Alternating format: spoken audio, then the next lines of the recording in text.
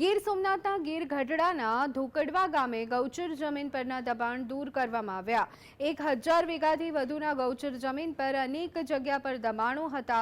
તમામ આંબાના બગીચા ઉપર બુલડોઝર ફર્યું। ચુસ્ત પોલીસ બંદોબસ્તની વચ્ચે 5 જેસીબી દ્વારા દબાણો દૂર કરવાની કામગીરી શરૂ કરવામાં આવી।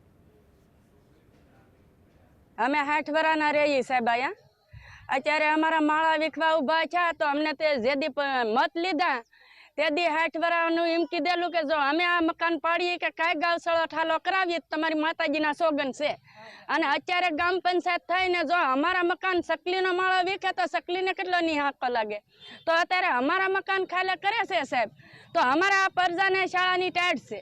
અમારે નાખવી ક્યાં? અમને ચાહે 100 વાર જગ્યા દીધી નથી સરપંચે કે 100 વાર અમારું અત્યારે ચાહે નિર્ણય લીધું જ નથી આદિ સુધી।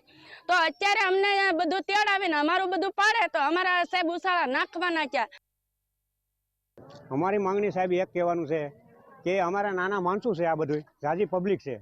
હવે એ પહેલાં એને બહાર પાડ્યું કે અમારે તમારા મકાન બધા પાડી નાખવા છે, એટલે માટે અમે માંગ કરવા માટે અમે બધા ભેગા થયા છીએ। ભેગા થવાનું કારણ એમ કે સાહેબ ગમે એક શેડેથી લેતા હો અને જે કંઈ કરો એ અમને મંજૂર છે। અમે કોઈને આડો હાથ કરતા નથી સાહેબ। અમે પણ વાર ખેલે અમારો એક ને એક લે 2 દાણ ભેળવણ કરેલું છે આ ધોકડા ગામની અંદર।